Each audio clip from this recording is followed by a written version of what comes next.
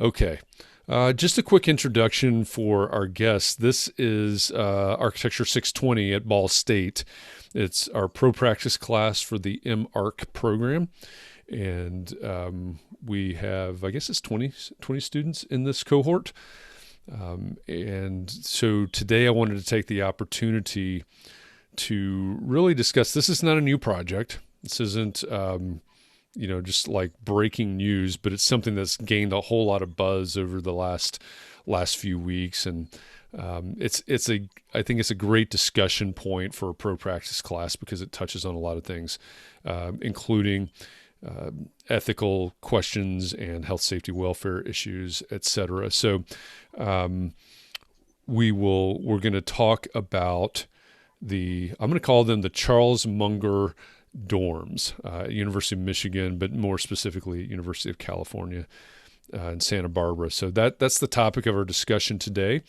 Before we get started, for all of our students, I want to introduce to you, because we do have guests, as I said, joining us from Philadelphia, we have Andrew Hart, who is an assistant professor of architecture at Jefferson University. So Andrew, thanks for joining us today, or this evening, I guess. Let's see. Joining us from the Detroit area, Fred, are you actually in Detroit? Where do you say? I'm actually not. Nobody really lives in Detroit. You just say Detroit because it sort of locates you. I actually live in Bloomfield Hills, which is northwest. All right, perfect. So Fred is an architect. He is an adjunct professor at University of Detroit, Mercy, and also at Lawrence Tech, teaching pro practice. So Fred, thank you for joining us this evening. We also have from New York, Jeff Akerman. Am I saying that right? Is it Akerman or Akerman? That's Akerman. That is correct. I'm actually on the turnpike, but yes. Okay. Joining us from the dark is Jeff Akerman. He is an architect in New York, and he has worked on development type projects, has a lot of experience with developers, and so I think he'll have a lot of professional insight to add to this conversation tonight. So Jeff, thank you for joining us. Thank you for having me. Absolutely. Also joining us from Boston is Isra Banks. She's an architect and also an educator at Boston Architectural College. She is very interested in healthy buildings as one of the focuses of her architecture. So Isra, thank you for joining us. And last but certainly not least, we have, usually when I talk to Tim, he's in Stockton, California, but today he's at O'Hare. He's on his way back from a Genesis concert in Chicago, headed back to California. But Tim is an architect. He's the managing partner at ARCHITECHNICA in California, and he is going to be able to give us some California-specific insights into this project. So I think that's going to be very valuable in terms of some of the context of the project here. So Tim, thanks for joining us. Well, you're very welcome. Glad to be here. And sorry about the environment that I'm in, and the masking and the noise and everything else associated with doing it from an airport. So no worries. In the new world. So yeah, no worries. Not a problem at all. And if you have to go get your small drink and peanuts, you go do that whenever you need to. I'm good right now. Thank you. Yeah. Okay.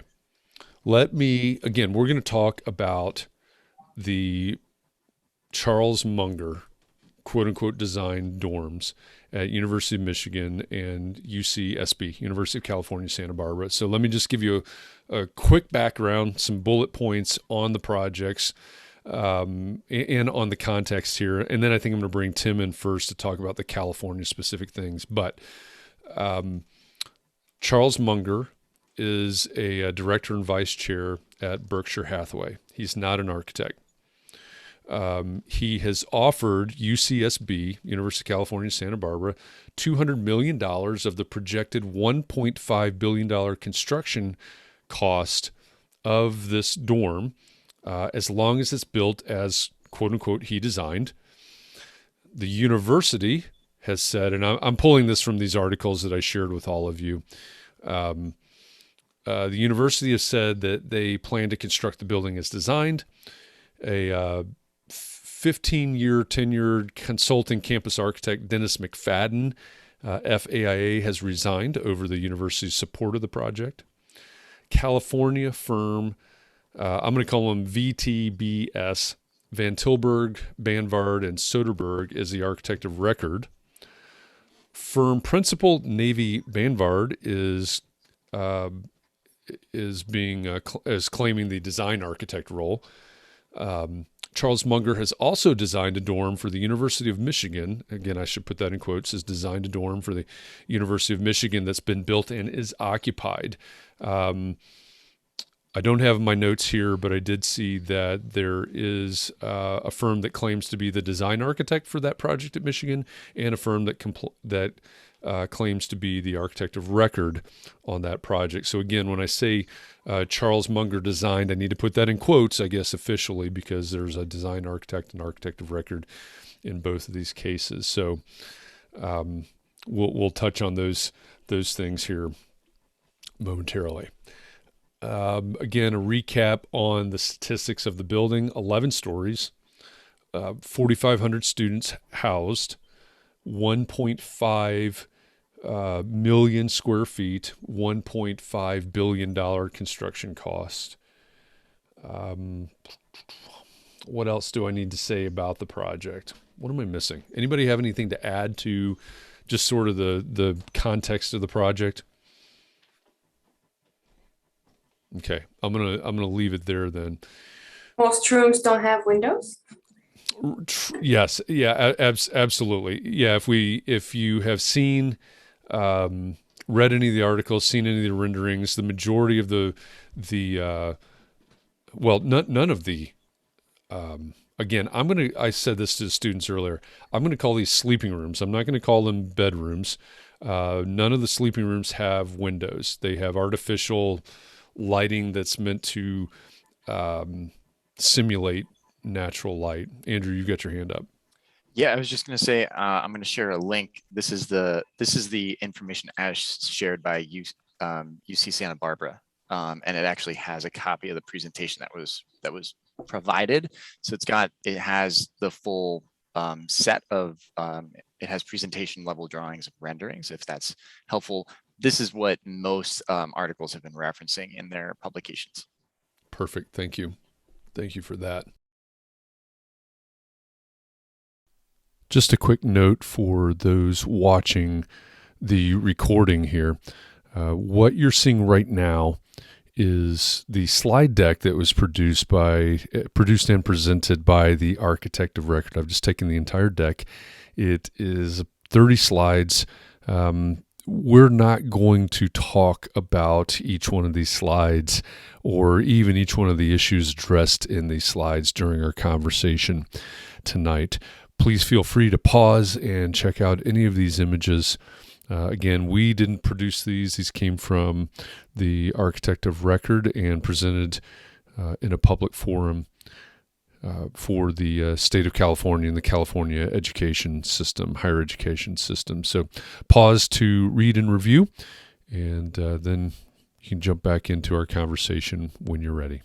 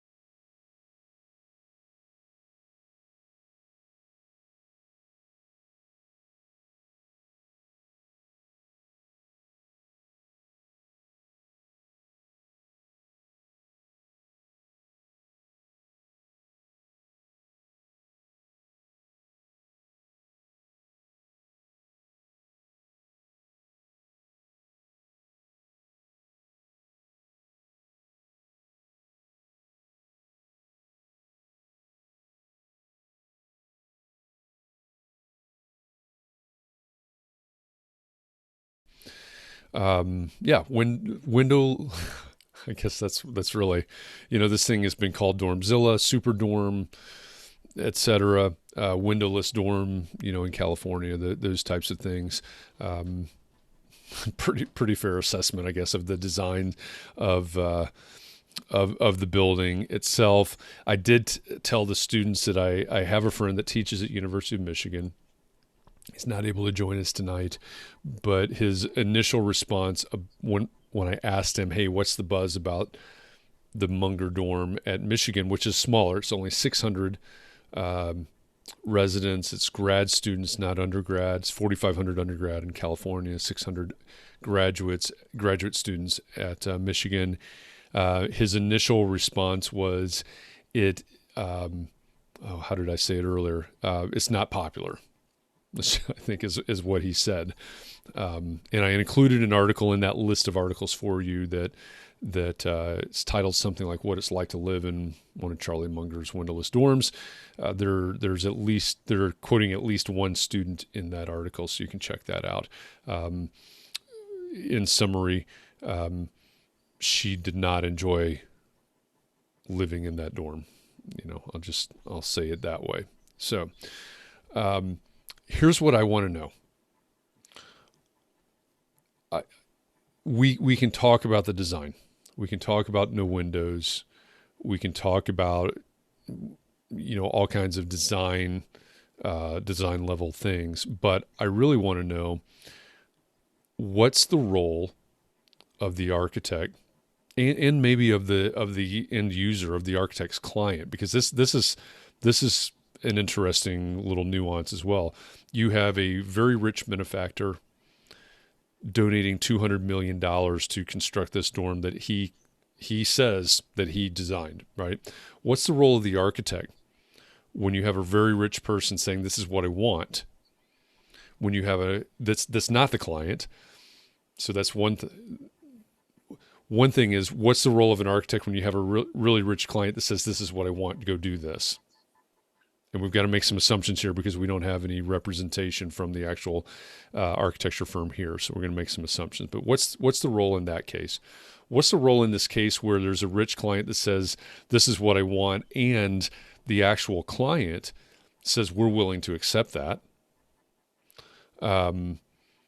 Which gets to what's the difference between benefactor and client, which is a strange little nuance that you may never run into in your entire professional career.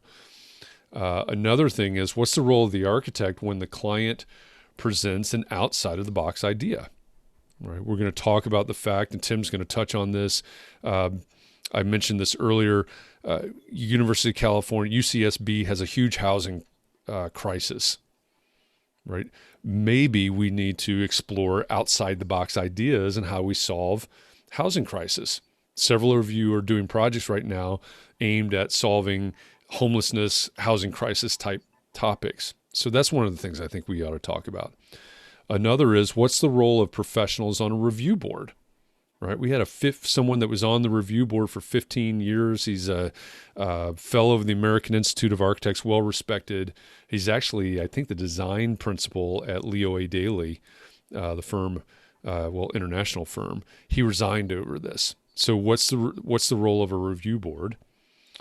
And then finally, at least on my list, we can add to this if we need to, how should architects respond, react, et cetera, when non-professionals? So you've got Charles Munger. He's not a professional, but he appears to have more influence over the built environment in this case. Maybe not. Appears to have more influence than actual architects do.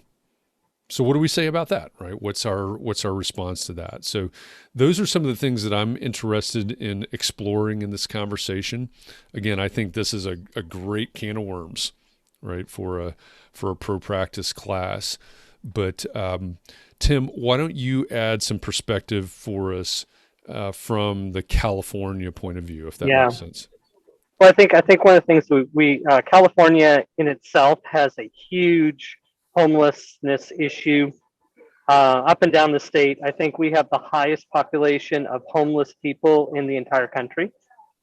And people are trying to, and then of course there was the Ninth Circuit Court of Appeals that sat there and said to Boise, Idaho, that you can't basically tell people that they can't camp out in public parks unless you provide housing for them to meet the population of the homeless. And so that's affected all of the western part of the United States.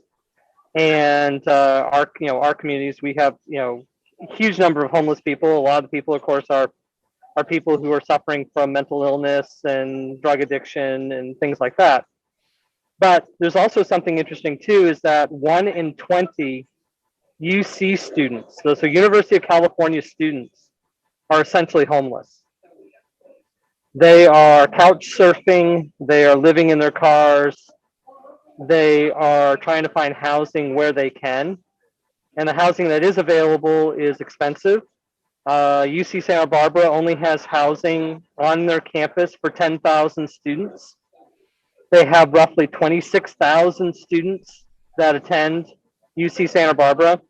And the state is pushing more and more for the UC system to provide space, not necessarily for living, but to educate state of California residents that qualify. Basically, if you're a high school graduate and you're in the top 10% of your class, technically you're guaranteed a spot in the UC system, but because of the lack of space, not necessarily housing, but just space in general, they haven't been able to meet that mandate. So the state has put down, pretty hard from the state legislature, from the citizenry to provide space at the universities of California, which are top-notch universities, UCLA, UC Berkeley, very well-known universities that are public. It's interesting. So UC Santa Barbara has this housing crisis, and the state, they reached an agreement with the surrounding communities back in 2010 to freeze enrollment at 25,000 students, and by 2025 to provide 5,000 space for 5,000 students, and also to provide housing for 1,800 faculty and staff members. Since 2010, they've only been able to provide new housing for 1,500 students and only 263 faculty members. And they're on the verge of having a lawsuit with the surrounding communities. But then you have a situation with the surrounding communities have zoning ordinances, they restrict what can be constructed. They're basically limited construction in some of the communities to single family residential only. Santa Barbara, which is one of the surrounding communities, the neighboring community, actually UC Santa Barbara is not actually in Santa Barbara, it's in an adjacent community on a former Marine base.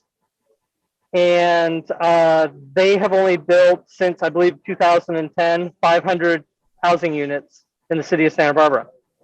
The average home price in that area is topping $2 million. So it really is a difficult situation for the university to provide the housing in an environment that doesn't allow for private citizens to build housing to meet the, can't build apartments, can't build townhomes, and those types of things because of antiquated and restrictive laws, zoning laws in the community. There is talk that once this building is built, there's planned to build 4 to 5 more on the UC Santa Barbara campus to house the number of students that the state is asking them to provide for. And the possibility that this building could be a model for construction at the other UC campuses to meet the housing needs of those students. I mean, maybe this is, there is definitely a problem or a crisis. This isn't the solution, but I think that they're kind of stuck with, it's expensive to build in California. There's a lot of regulatory, rules regarding where you can build, what you can build, when you can build, and even who can build it. So a project like this it's 1,680,000 square foot building at $1.5 billion. Now, granted, that's probably total project cost, but you're close to coming up to almost $1,000 a square foot to build these buildings, because they have to be done prevailing wage, or you basically, even some requirements, depending on who it is, may require that's totally union labor. So there is discussion, I believe, in this, is that some of this project's going to be built in a factory. In the state of California, you can build something in a factory and you don't have to pay prevailing wage or union labor for that like you would on a construction site. Maybe that's a cost savings, but I'm still trying to have a hard time. I work on projects where our school construction costs are in the neighborhood of about $500 to $600 a square foot. This is well north of, getting close to $1,000 a square foot. That's a lot of money. I think some of the things that they talk about also is that what's interesting is even the private or even the public spaces within those units, not all of them have windows either. So it's only the ones along the perimeter that do. Doesn't appear to be any light wells and things like that. I don't know. It's an interesting discussion. It's a quandary, trying to come up with a solution that is cost effective and responds, quickly to a problem that's probably actually been festering for 20 or more years. Yeah. So let me ask you this, Tim, because I said this when we were talking earlier, when the students and I were talking earlier. I have to think that, and maybe I'm wrong, but I have to think that VTBS, who put together the plan, the presentation plans, and have presented it to the university, I have to think that right now they think this this project meets code, etc. What's that process like in the context of UCSB? Yeah, so the University of California system is its own authority that has jurisdiction. So they are essentially their own building department. And they do have architects and engineers that work for the system that does plan check, but they can also hire a third-party plan checker for these projects as well. But essentially, they can basically, I guess, as long as it meets code, they'll pass it. And their claim is that they've done the fire models to prove that people, if there's a fire in certain parts of the building, that they can safely exit out. The claim that there's only 2 exits, my understanding is that's incorrect. I believe there's 17 exits around this building to get people out. I think what a lot of things people feel is that you have to, when you have bedrooms, you have to have windows in order to safely evacuate from a building when it catches on fire. Well, that's all fine and good, but most fire departments, they can't get above the 4th or 5th floor with their ladders, so there's no way for someone to safely exit the building out through a window. So they have there's fire alarms, there's fire sprinklers, there's rated corridors and exit passageways, and they get to the stairs, and the stairs are rated 2-hour plus depending on the occupant load, and the people get out, and so they've said they've done their due diligence. I think the only thing that's left for this for the approval process is they have to get through the California Coastal Commission, and they have to get through the UC Board of Regents. But the UC Board of Regents, they're made up of the presidents and the leaders of the university and of all the 10 universities that make up the UC system, and they all have the same crisis. And I think they're looking for a solution to a problem that they themselves are party to. But then also, you have a state that, state legislature that's getting pressure from, the business organizations, from parents, from everybody to provide, a great, education for their kids. So. All right. Thanks for that perspective. So now we all understand a little bit more about, what's really in play and what's really at stake here. As usual, it's not as simple as we might think, right? It's not as cut and dry as we might think. Oh my gosh, we should put windows everywhere. Whatever, whichever angle you want to attack this from, there's, it's complicated, right? So well, I think there's an example of a dorm. I believe it's at the United States Naval Academy, where they have the entire midshipmen live in technically what's called one building. And but I believe it covers 38 acres of land, and every dorm room. I think there's 1,700 dorm rooms for the 4,500 students that live there, and it's been built. It was built at the turn of the last century. Started, and as over the years, as the Naval Academy grew, they added on to it and added wings and things like that, and so. Very traditional kind of dorm construction, but they built a mega dorm. But it covered such a big piece of land. And in California Coastal Commission, anything built along the coast, you have to provide access for the public and other things like that. Covering up that much land with a building definitely can be a challenge. I don't know if this harkens back to Le Corbusier with his designs that he did, to have people living in these mega apartments. But if I remember right, those all had windows. So anyways, it definitely is a challenge. And I'm really unsure. The only thing I can think of, maybe, the leadership of the firm that's the design architect or the architect of record, they're FAIA members.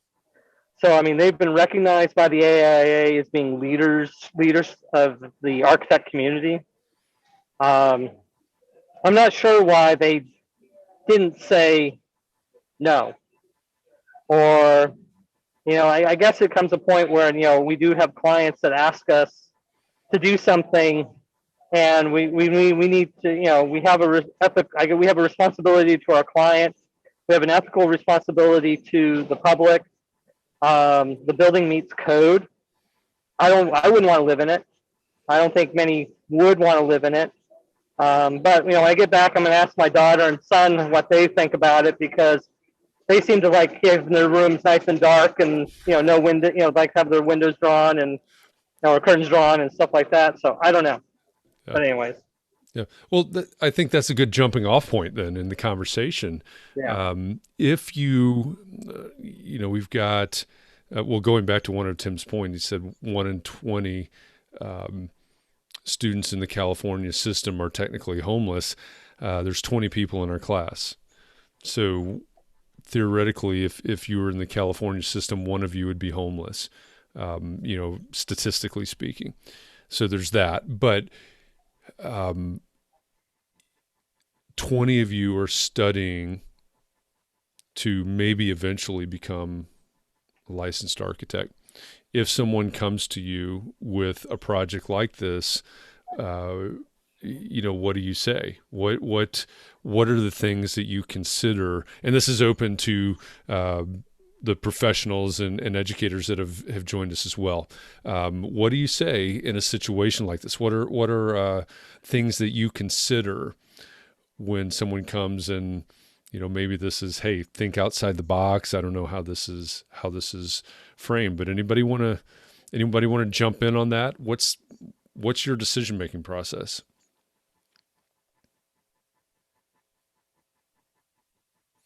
I'll weigh in. Go ahead. So we have this actually a lot. We have clients come to us and ask us for things which we think are not correct. And most of the time what we try to do is start a conversation to find out what they're really trying to get to. And what we've realized during that process is that when they actually open up to you, a lot of times they're telling you something because they're reflecting on something that they're used to or they've seen before, and that's a reflection of something that they're used to having prior, and it's not necessarily what they're really asking for. We have clients that ask us, literally a client asked us the other day to design new medical. Like it's never been done before. It's very nice to ask to design a new medical concept. We don't necessarily know what that means, nor neither did the client, honestly. So we had to find out what the new medical mean in his mind so we can understand how to reflect that in our architecture. And we came up with something which is entirely different, which hopefully we'll release in the next few months, which will actually rolling it out.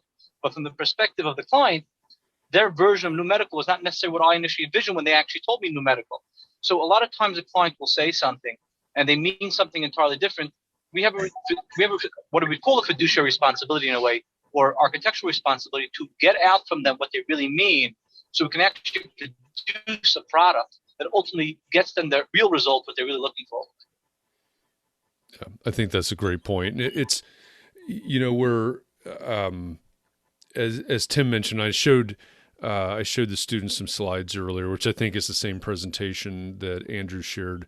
It's got some images of, hey, we're going to, and like Tim mentioned, we're going to do some things, we're going to build some things in the factory. Maybe, I don't think this is super progressive in terms of construction, but when we're talking about this bigger picture of how do we build affordably, how do we build maybe quickly, how do we build with density, whatever all the issues are, I think there is a responsibility to go on, accept that exploration, I suppose. Who else? When somebody, when somebody comes to you, what is it? What's your decision-making process? Or what if you were in a situation where, a rich benefactor says, "Hey, this is what I want." Anybody have any thoughts on that? I have a story to share. I think it's relevant to the situation. It's not a dormitory for students. It was for workers, for laborers in Abu Dhabi. And that was the recession, 2011, 12. The client was, and we were competing with other firms, other 5 firms. The client was an international general contractor, and they were having lots of projects, lots of laborers. They estimated their laborers to be 5,000, and they came up with a pretty strange request. They wanted all 5,000 workers to be in one building. At first, I was responsible for coming up with the preliminary design studies. So I probably suggested 5 buildings. And they said, no, we said we want them to be in one building. And they showed us precedents from other projects that not necessarily that huge. Probably they were for 500, 1,000, or so probably 700 people. So I went through all the codes. There were codes for specifically for laborers. And it turned out we can have a maximum of 6 people in one room. But these rooms, I can't remember how big they are, but they're huge, huge rooms. And of course they have big windows. We can have them in bunk beds. And let me think of what the size of the room, more than 20 feet, but the dimensions of the room, I mean, length by width, probably 25 feet, something like that. So the rule is probably for each person, like 3 bed next to each other for each person. So they have side room but you can put them in bunk beds and that would help. So yeah, we came up with I did the design for one building for 5,000 people, 3 stories, tons of egresses. Their argument was not only efficiency, but they also worried about security. They were worried about having entry and exit and fights and control and CC cameras. Eventually, the project, when it was built, it turned out really nice project. And eventually they did not use it for their workers because probably they stopped having that load of construction. The number of workers was reduced, and I started renting it out for people who probably restaurant owners or people who just want to have like a roommate or a single bedroom. And yeah, each room had its own window, its own bathroom. There was a lot of negotiation or a lot of discussion in our firm from my colleagues about how can you put 5,000 people in one building. But we fulfilled all the requirements. We followed all this health and safety measures, and the client was genuinely concerned about the workers themselves. We did not sense any unethical intentions there. They wanted to be efficient and wanted to save money, but they were like, we know that having window air conditioners would be more efficient and feasible. So we want our people to be to be comfortable. So yeah, that was outside the box thinking. And we had these conversations. Eventually we won.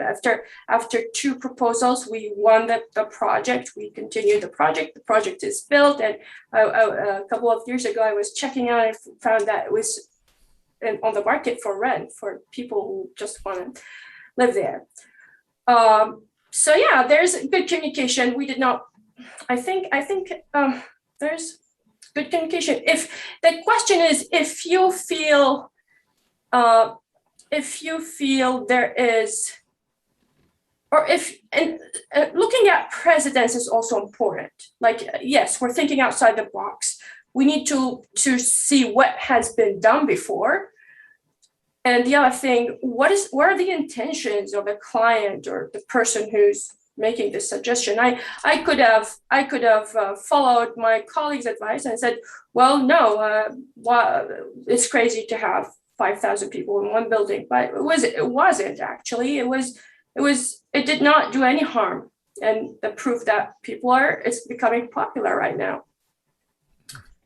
So I don't know. That's my 2 cents. Yeah. Thank you for that, Isra.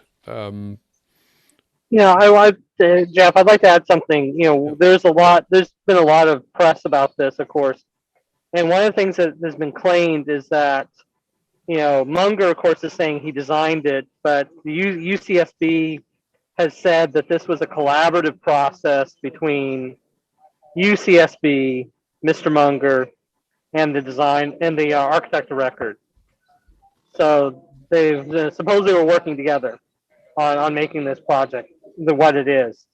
Some of the other things I don't know if I'm still trying to get a handle of in my mind of why a firm of that caliber, because they are well known for doing university housing and multifamily housing and housing for poor people and the like. I'm wondering if some of this came down to, they have 3 offices and with a lot of people, and this could have represented $40 to $50 million in fees for their firm. And sometimes that they have a responsibility to their staff and the responsibility to shareholders, the owners of the firm to make money. So I don't know if that came into play on this, but something that came to my mind was that on a project of this size, the fees to the architect would easily be north of $50 million for this project. Well, of course, that always comes into play. In addition to being an architect, I'm also an attorney. And I spent, I don't know, way too long in school, 23, 24 years, something like that. And you can boil it all down to 3 words, my corporation professor said, and he was absolutely right. This is, you want to know 95% of why things happen the way they do, you do one thing, you follow the money. And as sage as that advice was, it was wrong in one regard. I think it's more like 98%. So, if we you look at University of Michigan's version, and I only sort of know this anecdotally. I actually know the architect of record, the firm, and the project manager are friends of mine. I've not talked to them much about that project, but the University of Michigan campus is very old and it's very well built up. There isn't a lot of vacant space. And what's happened around the perimeter is a lot of people have bought single family houses and converted them into duplexes and triplexes. And it's kind of a problem with the city of Ann Arbor because those landlords aren't as fastidious perhaps as you'd like them to be. And as a consequence, the properties aren't what you want them to be. And the Munger dorm was intended for graduate business students. It's a 5-minute walk from the Ross Business School, which solves one of the big problems, which is how do you get from these perimeter housing units to the business school? And you know, for residents, it solves one big problem, which is, you know, $200 a month to rent a parking space. You're local to the destination. It's intended to be high density because there isn't a lot of space there. And what space there is has to really be maximized in terms of its use. So it's intended to be an efficiency, high density type dorm. And if we look at the individual design, the individual bedrooms really don't have the windows. The common spaces do. And there is a design concept behind it. It may not necessarily work as contemplated, but the idea is we want the students to be communal. And we go back to the dorm and we lock ourselves up in our room. Well, the thinking, at least in part, was we're going to motivate the students to go into the common areas and be more communal in terms of studying and that sort of thing. And part of the motivation is that's where the sunlight and the views are. You don't want to go to that little room. That's just to sleep in. So it isn't like this is just shove as many people into the space as we can, although that's a part of it. There are other design concepts at work there too. But, you know, to me, the real question becomes, for the architect, I've always thought the architect is unique in terms of all professionals, because as a physician, I have an obligation to my patient, or as a lawyer, I have an obligation to my client, and I'll do whatever I can to advance that client's interest within some pretty far-flung limits. The architect is different because not only do you have the obligation to your immediate client, you have on some level an obligation to everybody who uses or comes in any contact with that building.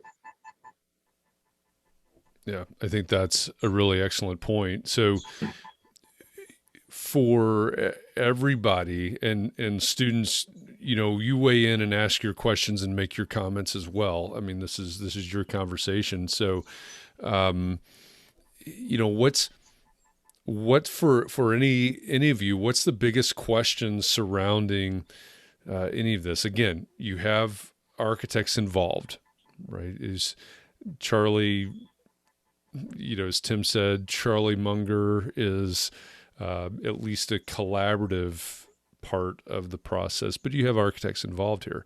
You have students involved here that are staying in these. You have, you know, you have the issues of housing, and Fred, your point about University of Michigan is one that comes up in the conversation about UCSB as well. Is as Tim mentioned, we need housing, but also housing that's close to where they need to get to. Right. You know, those right. We're trying to deal with the reality that we've been handed. So for anybody else, what are the biggest questions around this whole? I hate to call it situation, what are the questions? What are your questions around the situation? What what questions do you see regarding ethics or health, safety, welfare? You know, one question I have is this idea of compelling people to be more communal. Is that what we should be doing? You know, I'm going to play. Well, I don't. That's a good question. I think that myself. And are you comfortable being more communal? I don't know the answer to that, but you know, from a building design perspective, there are all sorts of concepts that are intended to motivate certain kinds of behavior or foster certain kinds of behavior. And whether that's really what's going on, or whether that's just the offered justification. And it may just be that it really is an effort to put the maximum number of students in the smallest possible area.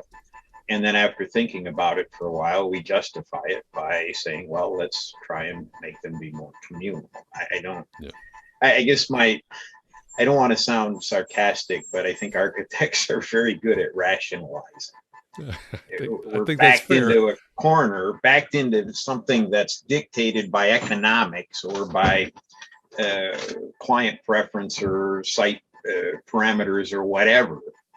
And rather than just admitting that, we try to justify it on some design-based level. And sometimes I think just admit it. Yeah, I think that's fair. I guess I wanted to kind of discuss mental health for the students. I know college can be really challenging for some people, mental health wise, and like being in those dorms, you know, not having natural light, and there's other things with it. Like mental health is definitely a big concern of mine for the design, and consideration of like welfare and safety. I'm gonna rebuttal that point. So I think I'm excited for this. I mean, I think the issue lies in there's a problem that somebody's trying to solve, and somebody has made an attempt to solve that problem, and then everybody's like, they think that this creates more problems than it already does. So there's a large number of homeless students in the UC system. Somebody's trying to provide them with a home. It may not have all of these things that we see as a must-have for a building, but at least they have a home at this point in time. So, I mean, yeah, there's a lot. I'm not trying to like make this sound like this glorious thing, but there's a lot of positives to it. It's providing housing. It's better than nothing at this point in time. And I don't know how the people who don't have housing feel about this, but I feel like there's that question of, we can't provide you with the best, but at least we're giving you something for now in hopes that it gets better. I don't know if there's that kind of view about it. Does anybody have a response to that? Could I respond to that? Please go ahead. Yes. So I hear the point to state that there is a problem that had to be solved. There's 1,000 ways, especially in architecture. There's 1,000 right answers. There's also a wrong answer. This might be one of the wrong answers. Why do we have to assume that they went down every single path to get down the right answer and say this is the right answer? They may have been another answer. I feel a good example of this with the fact that the architect from the university side resigned in reference to this particular project. Maybe they should have been a conversation, say, you know what, we understand what you're trying to accomplish. Maybe there's another way to do it that we get both versions, where you get the circumstance where I believe Charlie Munger was claiming he wanted the collaborative aspect of it, but at the same time to take into account the mental health of the students is a very, very important aspect of it. So yes, you're right. They're trying to solve a problem. We can't just say we're going to solve a problem and do it the wrong way. That's not a response either. Yeah. And I think they don't, I'm sure they don't think it's the wrong way. I mean, it reminds me back when I was an undergrad student, the dean had worked for the firm that had designed Pruitt-Igoe. And, you know, that's, a few of us know what that is. That was a that was a housing project in St. Louis that was at the time thought to be cutting edge low income housing. And, you know, he recalled how everybody was excited. This was going to be great, and it was going to provide great living environments for homeless and for low income people. And they had all of the little communal areas and all of this sort of stuff. And it was this, I'm sure everybody thought that it was, that they were really solving a problem. They were taking a bold step forward, and it was an abject failure.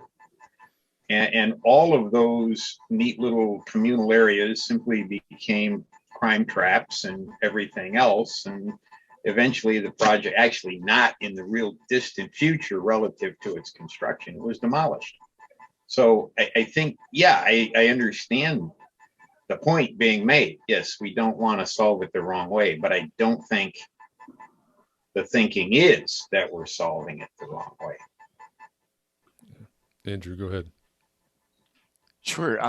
So most of what our profession as architects, the standard that gives us our grounds to call ourselves a profession in every jurisdiction, and each state is its own jurisdiction in the case of architecture licensure, but it pretty much comes down to this. I'm just going to read the Pennsylvania one. So the declaration of purpose behind the definition of architect as a licensed professional is in order to protect the health, safety, property, and welfare of the people of the Commonwealth of Pennsylvania, and to promote their welfare, no person shall engage in the practice of architecture in this Commonwealth except within the compliance of this act. It then goes through to enumerate all of those points. It speaks to Fred's point that our profession isn't just to one person, it's to anybody who might be slip and fall in front of it, or be injured by the building. And so, and while there is plenty of liability insurance to go around, there is also a very real responsibility, fiduciary to the client, responsibility to the people that are in the space, and also to the buildings and people adjacent to that building. So I think kind of, I always, when I start to get into the details of these kind of ethical considerations, I tend to go back to that baseline of this is what gives us the right to call ourselves professionals. I think that that's really important, because that health, safety, and welfare of the public, it leaves a lot of room for interpretation, but it's a pretty massive amount of responsibility. And so it starts to talk about these different issues. I think the other thing that's really important about it is it talks about, I tend to read that as talking about our profession as in service to the public. And oftentimes I think when we start looking at Corbu, and Munger says that he's inspired by Villaregius, and that this, quote, fixes the problems of it. Supposedly Pruitt-Igoe and housing towers from the 50s, 60s, and 70s did that as well. I have one of them in my neighborhood here in North Philadelphia, which got taken down. I also would caution us as professionals against the ego that we as architects are going to solve this problem. But I do think that we have a very important role to play in our responsibility and the issue for the problem. So if the problem is housing, there is a massive architectural component to that, but there's also a social, political, economic, and educational component to that as well. And so it is interesting that we do have this kind of object building to look at as a critique methodology. But the other thing is, what are the programmings, and what is the programming and all the other facilities that go into that? So I would just share that for the housing tower that was in my neighborhood, that we're all of us in the neighborhood, including my long-term neighbors, are very happy that it's gone. When it initially came out, it had drop-off daycare, it had job training to move lost jobs that were getting lost in the garment industry here in Philadelphia into other industries like the IBEW. Those programs got stripped out of it slowly and rather quickly as budget saving methods, which ultimately contributed to the failure of the building. I would also say that the building was just poorly made and poorly designed. but the other, I think it's very interesting to say that, what is the health, safety, and welfare of this building? What is its, and I would take Noah and I believe Emily, or Emily's neighbor, from Cape Hatteras, and say, how is it serving, right? Because you're actually both making a similar argument, right? Noah, your argument would be, it's protecting the health, safety, and welfare by providing a home that they wouldn't otherwise have.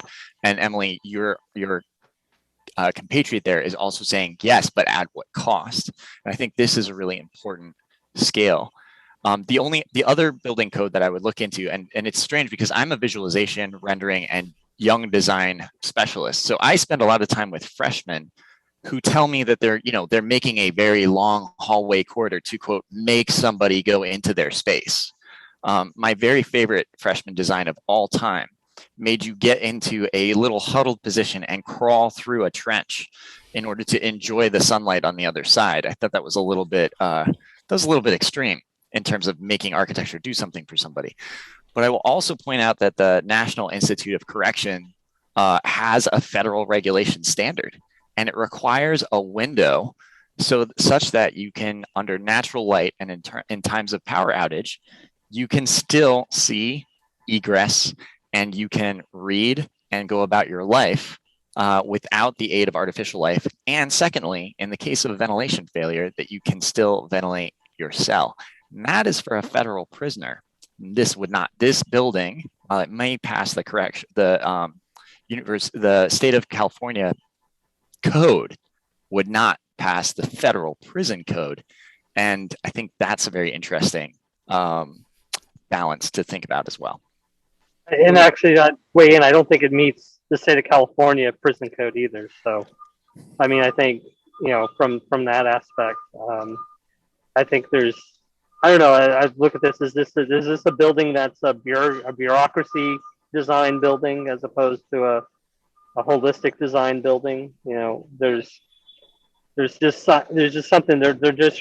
I always thought the first comment I had on this was it was a knee-jerk reaction to a problem. And anyways, I appreciate the idea that the idea that this was maybe the only solution that they came up with. I think I almost believe that that's probably true, based on the context that this building is being put in.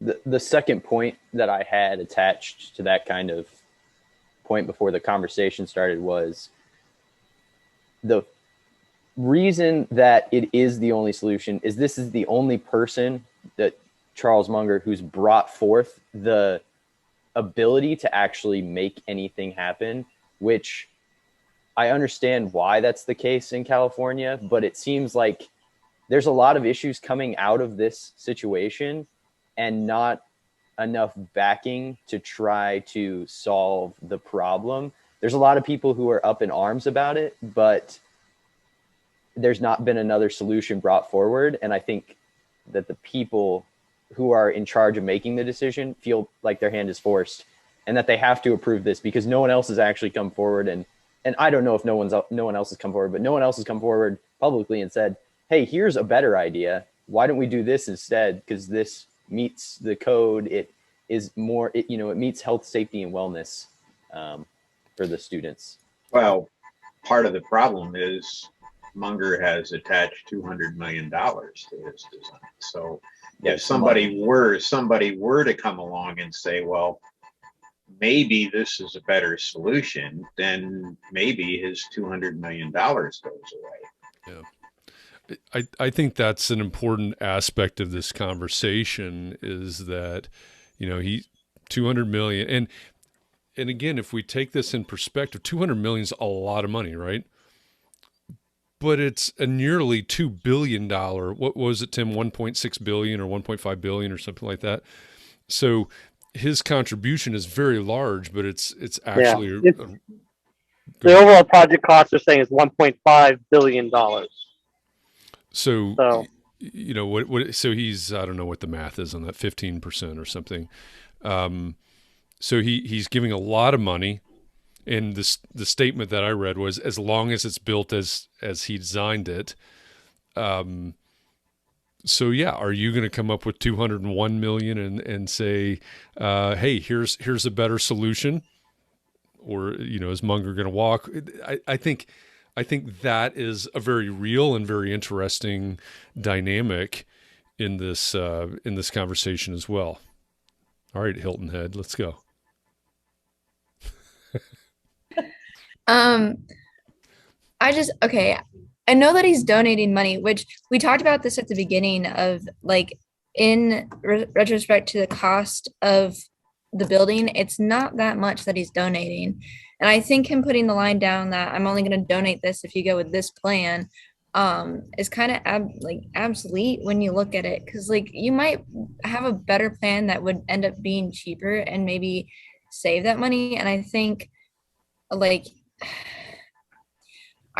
him putting that line down of I'm only going to donate money if you do this plan is stopping people from looking at alternative solutions, which could be cheaper, and then like they wouldn't need that donation of the little amount that he's giving them. I think that's somebody mentioned ego earlier, and I mean, I think we can all agree that, hey, I'll give you $200 million if you build this dorm as I've designed it, which, he has said in a number of articles. And by the way, he's not an architect, et cetera. There's that part of it. But, and I, is it our job to talk about his ethics? Well, not necessarily, but right. If you're actually interested in solving a solution, and maybe this is to your point, are you actually interested in coming up with a solution, or are you interested in putting your name on this thing which may present a solution? Which is, we've kicked around a solution versus the solution quite a bit here. And I think that's, I think the point that his $200 million may be stifling the possibilities. I think that's a great point. I think that's right. I think that's right. But I think that's also the point. That's what he's trying to do. Right. I don't know what it's like to be like super rich and be able to donate that kind of money, but I wouldn't want my name on a building that sucked. So I don't understand why he would do that. Yeah, I get that point, Jesse. I just think he doesn't realize that it actually sucks. Like, he doesn't know that it's a bad building. That's an interesting question. While we've been talking, I've been looking at some of the student reviews of the U of M iteration, and they aren't bad. People who live there are not reacting negatively to it. They like the proximity to the central campus. They like the common amenities. There's a lot of nice stuff there that isn't present in other dorm buildings. They like the convenience. They like the fact they don't have to drive. There's a lot of stuff they like about it. And maybe some of that stuff outweighs the fact that, I got a bedroom without a window in it. So, I'm a little surprised at that, but the commentary that I see from the online reviews, it doesn't mention the lack of windows in the bedrooms. It talks about the other positives, and it's a surprisingly well-received building. Which, by the way, if you didn't notice this, or you haven't looked into the University of Michigan building, they don't even have the artificial lights that stimulate the windows, right? Right. It's all you're in a closet, right? So yeah, right. And actually, I saw a comment online where Munger had said he wished that the U of M building had those, but you're right, it doesn't. Yeah. Isra, you've had your hand up for a while there. Yeah. So I think everyone is making great notes here, great comments, and I kind of agree with all of them. I don't know if it's okay I share my screen. Let me see if it's disabled. Hang on. Go ahead.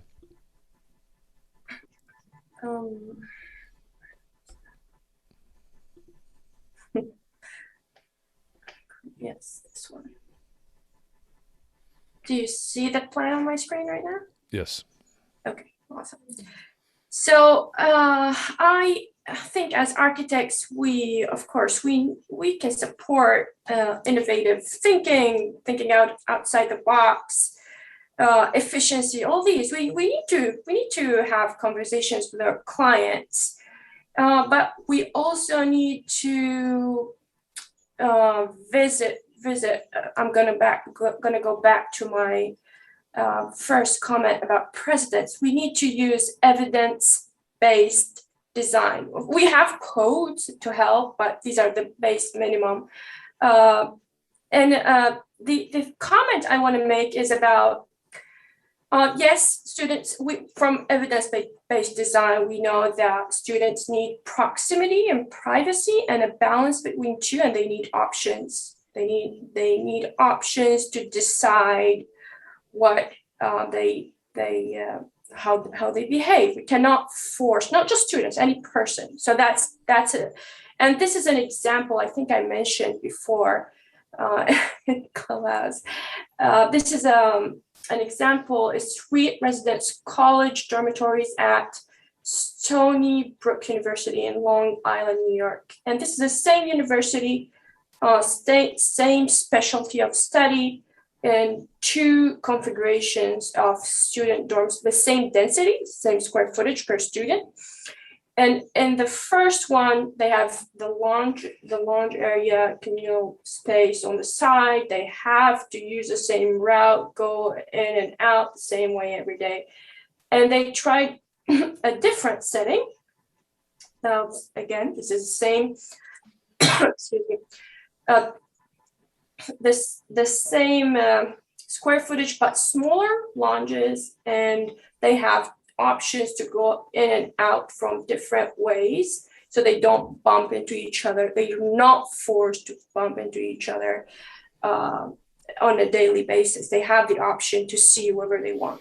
And it turned out the students who graduated from the first configuration, they had negative relationships. They did not like each other. There were lots of fights and problems to solve. And students who lived in the second configuration, they had friendships, and they graduated to become friends. They knew each other's families, and they visited each other after graduation. So yes, design affect our mental health. Yes, we need proximity, we need privacy, we need to meet with each other, but we need options. Definitely, from evidence-based design, we know that students have better performance, test performance when they lived or when they studied and places have natural light, sunlight, and compared to classrooms who had artificial light. There was a significant increase in their performance. So yeah, if someone is thinking or trying to innovate or thinking outside the box, it's okay, but you need to compare it to evidence-based design. This is what I'm trying to say. And I agree with the students, I don't know the names, sorry, Noah, I think, and others, Jesse, who are saying this does affect students' mental health. Definitely it's going to affect students' mental health. So yeah, there are tons of other solutions, and unless they're going to show us that they have exhausted all other solutions and they saw that they did not work, and this is the most efficient, then we can support or agree. And if I was on that board, I would have resigned. I don't know how would I have supported my family, but I would have resigned. Sure. Yeah. Thank you. Go ahead, Andrew. You got your hand up. Sure. So yeah, I've been in Ezra, I wouldn't be surprised if we're kind of the same recession generation of architects, because I was in practice for only a few years out of school, and then the recession hit, and we were working really hard to just try to keep the doors open, no matter what the project was that came through. So we took some projects that will never appear in my portfolio. I'm not very proud of them, but we needed to pay our insurance. I needed to pay rent. My boss needed to keep the doors open. I needed to keep myself employed. And so we did some projects that I'm not proud of, but we also in there took on a bunch of projects that I now realize that maybe we should not have taken on because they weren't worth, like the juice wasn't worth the squeeze, as it was. And so going into that, when I was coming out of grad school, my parents decided that, you know, it would be great if their son would design their house. And just a word of caution, you know, Robert Venturi might have designed a house for his mother, but his mom wasn't my mom. And I love my mom a lot, but I had to resign the commission. And my mother's still a little bit frustrated about it to this day, but she wanted me to design a house that they could retire to that was smaller than the existing house without getting rid of any of their furniture. They wanted me to design a house that was had more natural light, but also more privacy. And I was like, oh, okay, all right, I can do this. So I designed a really, I thought, a really nice courtyard house that was designed to be set into the side of a hill. Even found an example and took them to one. And they said, this is awesome, but it's just not for us. We need something that's more typical. And when they started describing it to me and I realized that the client wasn't listening, I realized that I needed to back out of the contract then and there before it ended up, because I needed this project at the time, I was like, this is the project that's going to launch my career so that I have a good examples to show people. If it wasn't going to be that project, it wasn't going to be in my interest moving forward to serve my other clients that way either. In this circumstance, my client happened to be my parents. In other situations where I had to keep the door open, I realized that we did take on some jobs, and we took on some jobs that we realized that another architect would take it on and do a worse job. And so we'd rather that we did it. So there was some public projects that we did, and it was very important that we said, well, we're going to take it on because we are going to facilitate and understand the spirit of the code as much as the letter of the law for this particular function. So we're going to make sure that it does that due diligence and that duty to it. And that was a really hard thing to weigh, and it was very difficult to weigh. I remember my boss actually called an all-firm meeting, which meant it was me and my boss and our 2-day-a-week administrator, and said, should we take this on? Should we do it or should we not? And it was very interesting, but the clincher that made the argument was, if we say no, somebody else is going to do it, and I think they're going to do it without the ethics that we do it with. And so that's the other, knowing when and where your spot is for that is very, very different and very interesting. The last thing that I will say is that you can bring up, there is CNN Business has a picture of, I'm looking at it right now, of one of the UMichigan dormitories. That image has the same specified entourage in it as spec'd. So the chairs are the same as the rendering that is showing for the UC Santa Barbara. It's the same exact chair. It's the same exact color plastic. And what I would say is, as kind of a question to all of you as students who are going out into practice, one of the earliest and kind of most poignant ways that you can get your foot in the door is probably, you know how to render more and faster. And it's probably likely that you will be on a design team, but you know, they might turn to you to make a rendering in the last minutes before presenting to a client. The rendering of the UC Santa Barbara dormitory is gorgeous. But the picture of what it actually looks like to live there, I think, is horrible. And so the other question that I would ask you, just to kind of take this down from a very theoretical argument with big problems that maybe people beyond us can't solve, to a problem that might be how it might be asking it to you in your professional practice before you're even licensed, is what is the rendering that gets it across to the client? And what's your responsibility as a practitioner, even as an AXP candidate, to what the rendering should be? Because the rendering here is absolutely perfect. As a Viz professor, I would be very happy if my student came to me with a rendering like that. I'd be like, great, you know InMotion really well.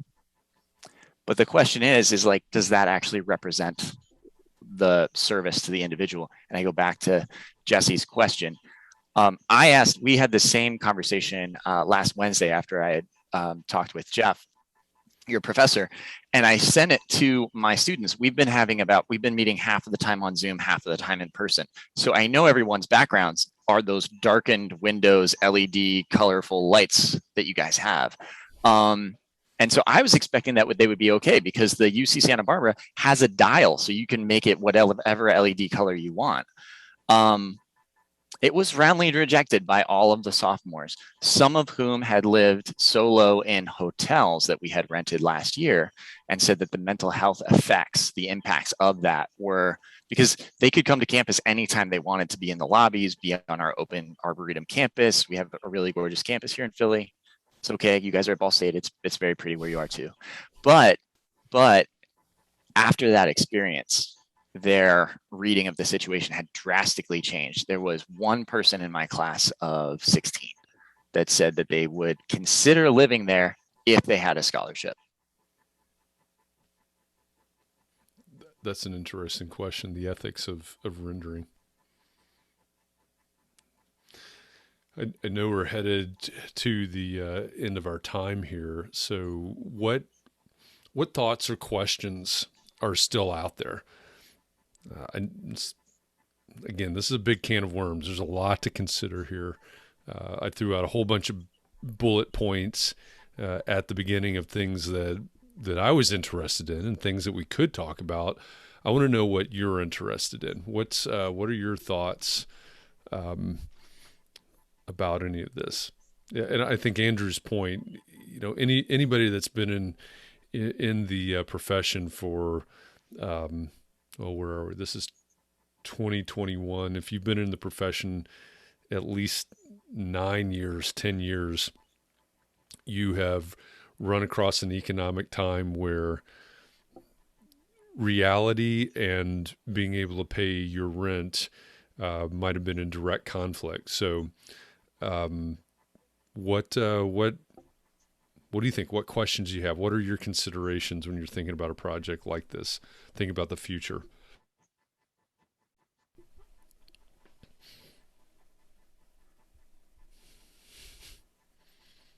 How many of you are going to work for Charles Munger or the like? Probably at one point it might arise. But I mean, I think tonight actually, like going into tonight, I was like super negative. I'm like, why the heck are they doing this? This is so dumb. But then there's like points have been brought up tonight that kind of clarified the thinking behind it. And like, I really like what stuck with me is like getting down to what the client is really after. What are they really trying to accomplish? And getting down to that point, I mean, that makes a lot of sense now looking at what they're facing and what they're trying to solve, but it just might not be the best answer for it. I think that's really kind of helped me a lot now. Good. Thinking about this project. Well, and that's what the client comes to you for. They come very often with a preconceived idea, but that preconceived idea is really just a front for some sort of problem that needs to be solved.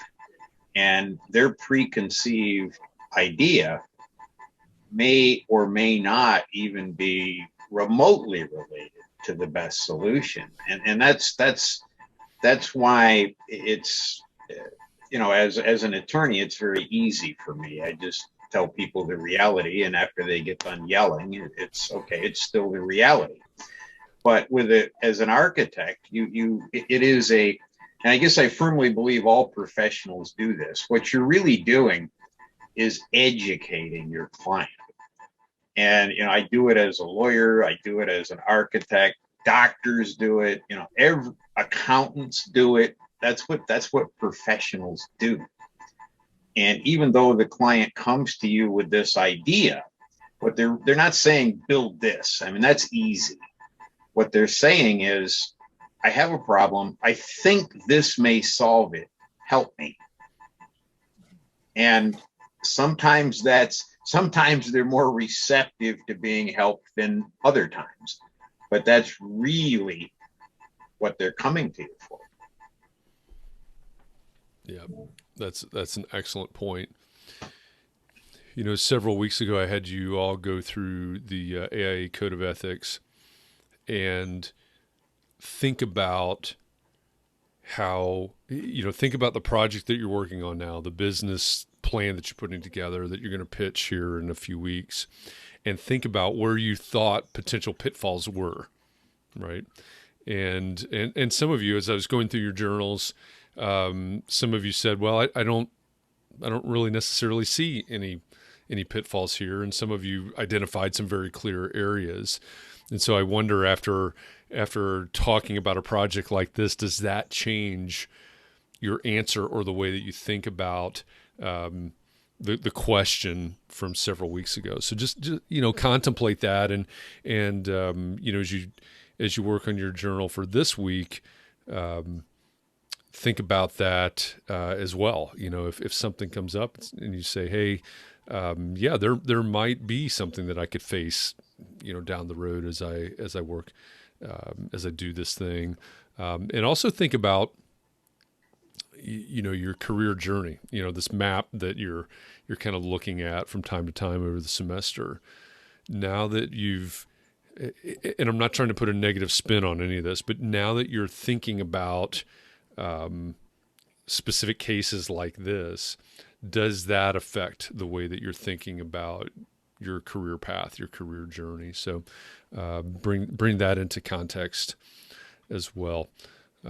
Any last thoughts or questions, especially questions about any of this? I'm willing to stay on here as long as you want, but you might have other plans. So, but if you've got questions, ask them.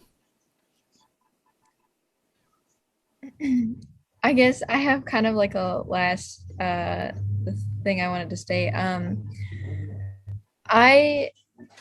I'm just baffled that the university would continue after their own architect quit because of this plan. And they didn't see that as a red flag to maybe, I don't know, revise it a bit, rethink it a bit, not keep pushing for it. I think they do see it as a red flag. I think the question is, do they see it as a $200 million red flag?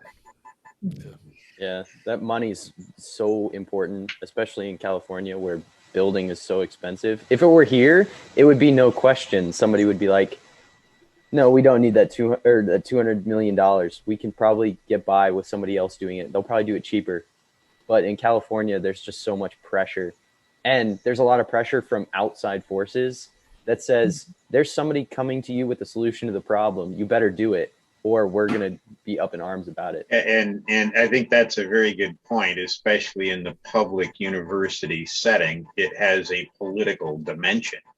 It is, and come on, we have this student housing problem, and here from a private source, it doesn't cost the taxpayer a penny.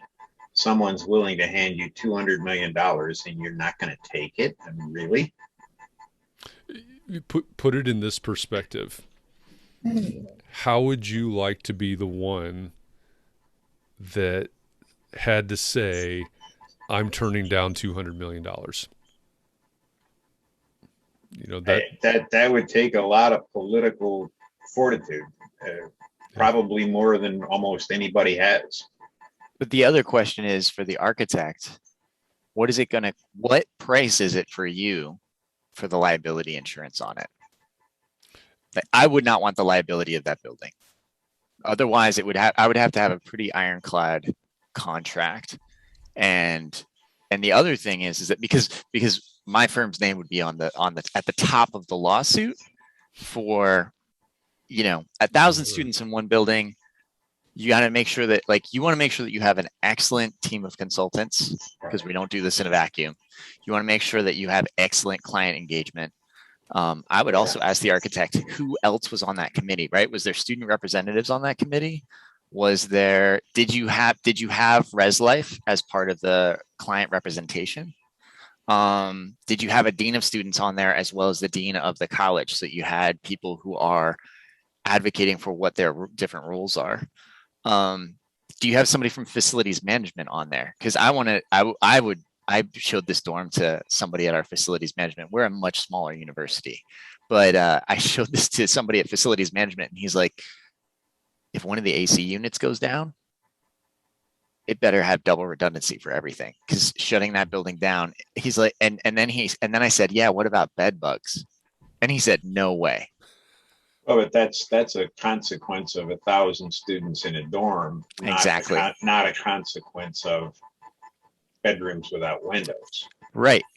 Well, and that's what I'm saying is, like, again, every time, because we can bring it down. I think no windows is what gets us.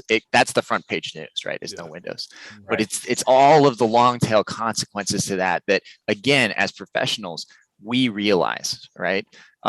Very early on, when a client says, "Are we going to do this in steel or concrete?" and you start to advise a conversation based on estimate for costs, based on engineering, based on materials and escalation, you make a recommendation actually relatively early in a design sequence. The client has no idea what the long tail issue is of steel versus concrete. They know what they think steel versus concrete looks like, but they might not know the financial implications of that. So also making sure that you have a really good design team on there as well, because we're not going to do this alone. So I would also consider that if you're putting together business proposals. Sounds like an awesome pro-prac class. Oh, no, that's right. I think that there are a host of other issues that a dormitory building that's going to house 1,000 people points up. Absolutely. And those are all legitimate and front page, top-notch concerns. Yes. I mean, you're right. We get hung up on the windows, but there are many, many other issues that really are lying there as well. But, we talk about client engagement and all that stuff, and that's going to happen to different degrees. But a lot of that stuff is just basic good client management. And you should try and do that to the extent that you can. Now, you're going to be successful or not successful to different degrees. But, what I tell my architect clients is you can't force your clients to do something. But the one thing that you can control and that you have to control is the quality of the advice you give them.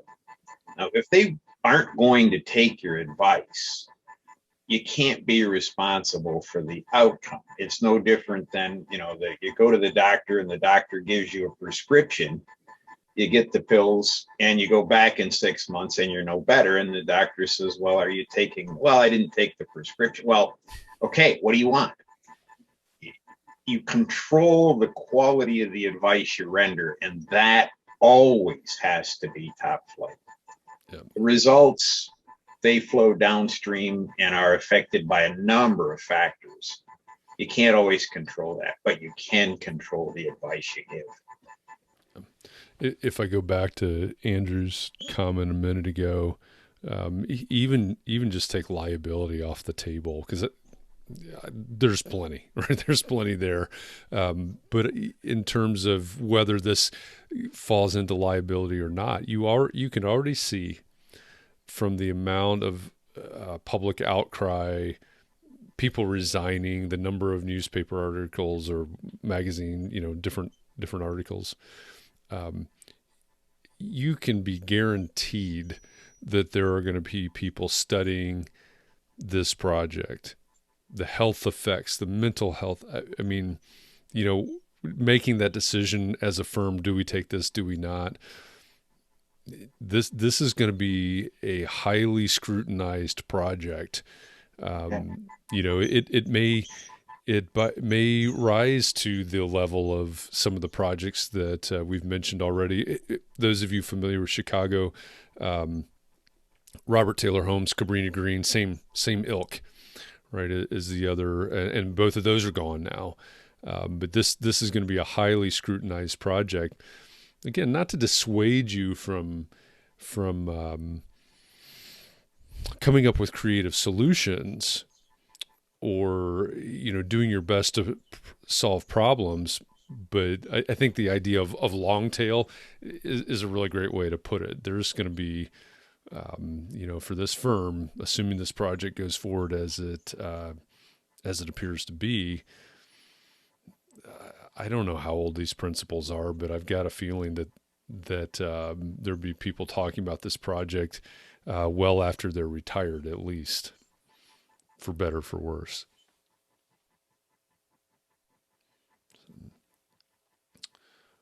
What anybody else? Any questions? Any comments? Anybody want to design a dorm? Anybody want to work with? Well, several of your projects are housing insecurity type projects. So, maybe this informs your projects a little bit. I don't know. We'll have to talk about that. When I was a student, that was way before Trump was a president. We were asked, if Trump asked you to design a golden bathroom, would you do it? And there were a number of students in my classroom were willing to do it for a certain price.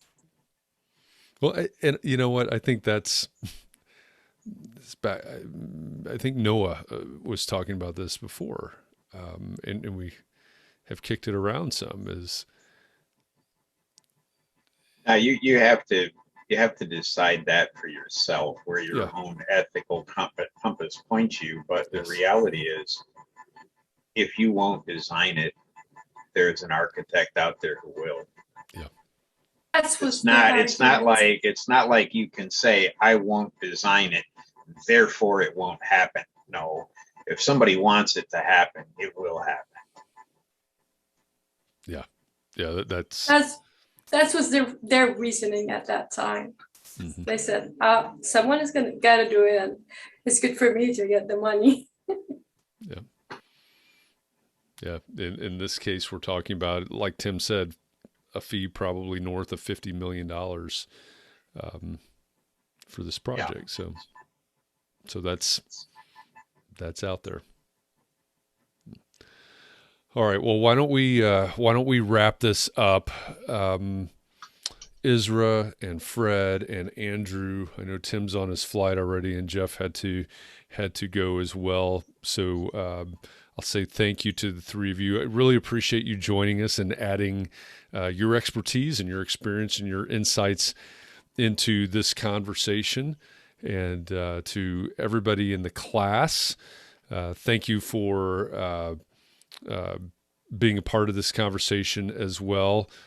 Let me know, in your journals, one of the things, of course, is what's your biggest takeaways from this conversation. So I want to know, think about that, because this is, as I think one of the great benefits of an example like this is it's so far out there in the extreme that it makes for sort of a ballistic, potentially a ballistic conversation and lots of what ifs and would you turn down 200 million or 50 million. But it is also a very real project, right? And Fred and Andrew and Isra and I could all give you examples on a smaller scale, probably, where we were faced with similar types of dilemmas. And so I think that's kind of what's fun about this kind of conversation is, it's way out there. I mean, this crazy billionaire guy is going to give you $200 million. What if it's someone in Indianapolis that says, hey, I'm willing to give $20 million to solve homelessness in downtown? And here's how I want to do it, right? I want to put people in cages, and I'm taking that to the extreme, but there are plenty of smaller examples that you could run into and you may be faced with. So I want to know what your biggest takeaways are. So go ahead, Fred. We seriously consider putting homeless people in shipping containers.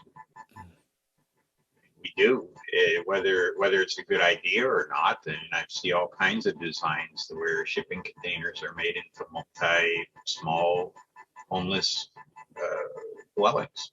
Yep, that's an excellent point. So again, as far out as this may seem, it's not that far out. It's just the scale. It's just the number of decimal points that we're talking about in this particular project. So So think about that. Write about that in your journal.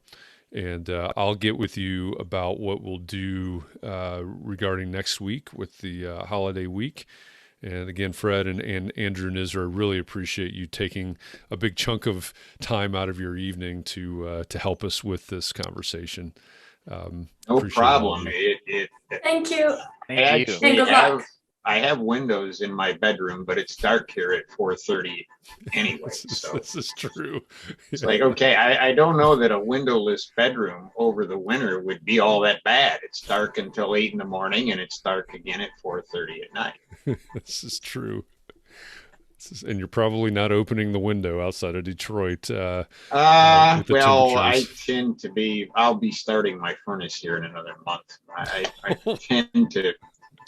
I like things on the cooler side, so it's fair enough. I'm coming to you. I'm coming to you from the back of my bay window in my row house in North Philadelphia, and I have to say, it was my salvation during COVID that I could sit in this relatively small 9 by 5 foot space with a north-facing window, a west-facing window, and a south-facing window, and be able to watch the sunset. So, Oh, we lost your sound. We even lost though the sun's been down for a while, I'll take it. Yeah. Yep. All right, everyone. Thank you again. Appreciate you, and we'll all talk soon. Thank you.